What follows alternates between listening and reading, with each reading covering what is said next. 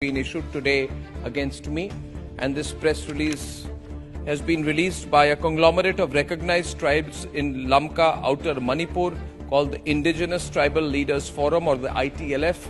This group is pro-Kuki and anti-Métis from the tone, at least, of this press release, and they're very angry with me that I have said that the situation in Manipur has a lot to do with a foreign hand.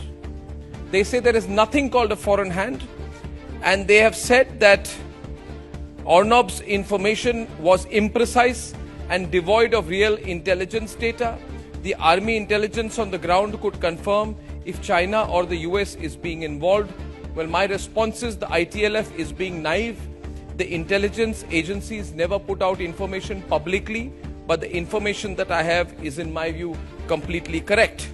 Now, this reply of these groups, the pro-Kuki groups, is a response to my direct and deliberate raising of this issue as a national security issue yesterday.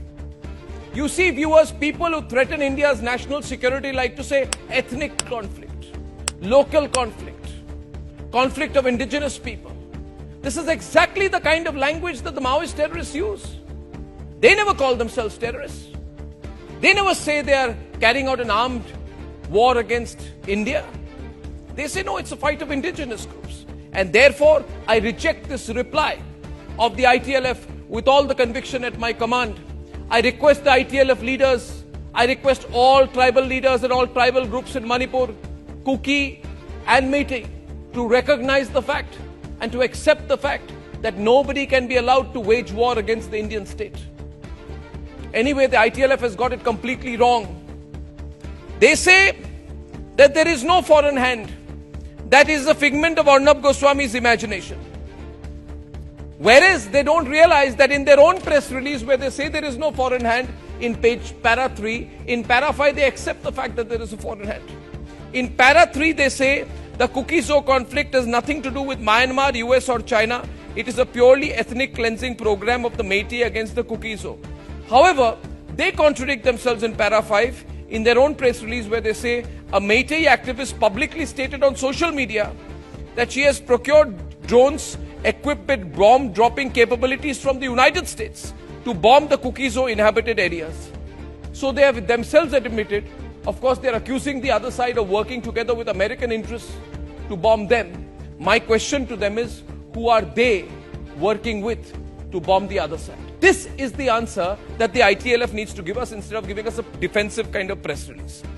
Then, in their press release, this group is justifying the use of armed drone bombings against citizens of the country.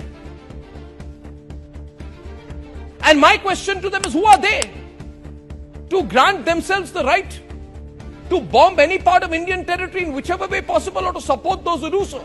They say that these drones can be procured from the marketplace. But again, the facts say otherwise. The drones that have been confiscated, dear members of the ITLF, instead of wasting your time putting press releases against me, ask yourself a more fundamental and factual question. The drones which have been confiscated, which have been got, are military-grade drones. They are military-grade drones, not toy drones. They are capable of lifting and deploying bombs, killing people in hundreds. These are not commercial toy drones bought from Hamleys. These are commercial, these are military-grade drones aimed at killing dozens and hundreds of people. What you're seeing on your screen is an improvised military drone.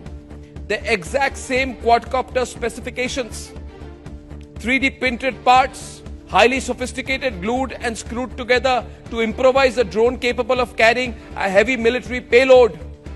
These are the exact same kind of drones, dear members of the ITLF, that are being used by the so-called rebel groups in Myanmar against the Myanmarese junta.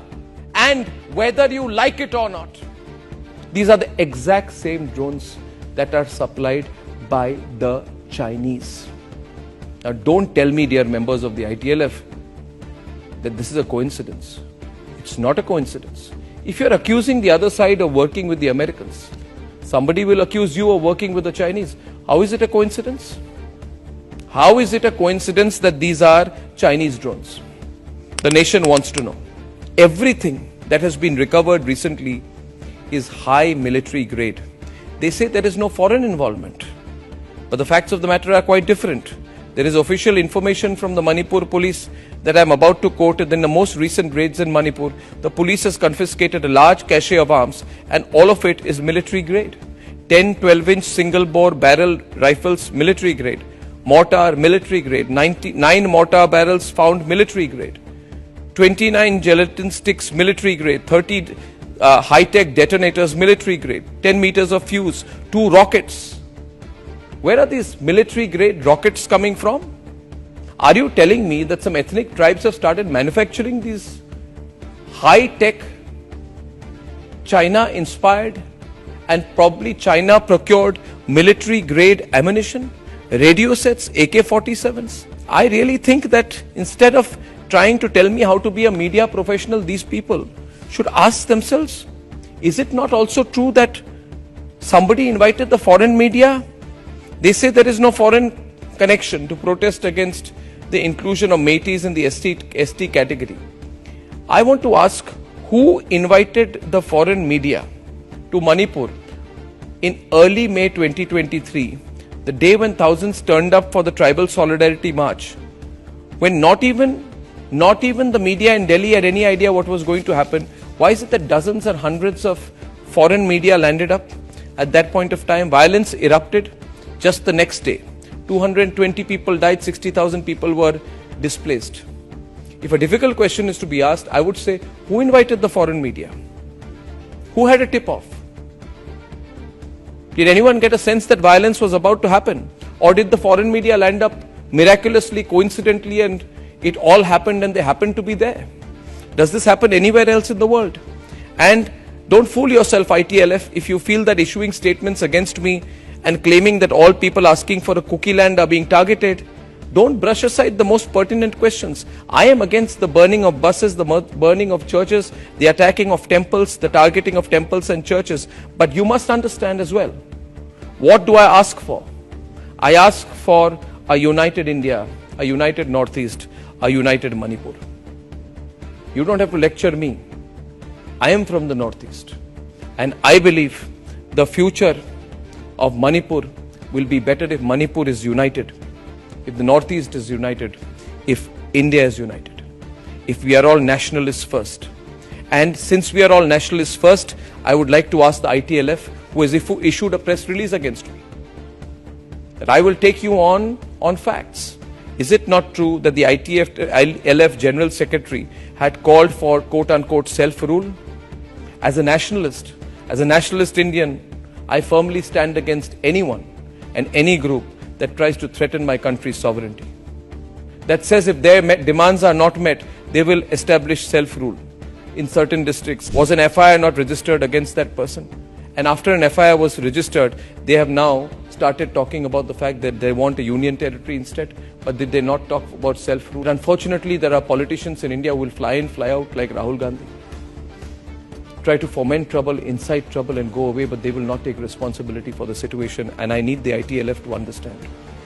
None of the politicians who are inciting you will stand by you.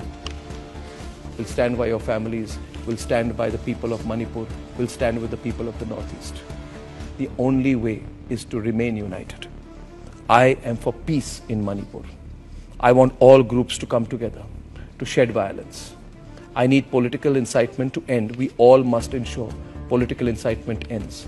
But most of all, my dear brothers and sisters of the ITLF, please understand that if there are foreign powers who are looking for a way in, then we must be very careful about them. We must remember the Chinese are against us. The Americans are against us. Manipur cannot be a battleground. Manipur has to be a center of development. That is my view, and that is my response.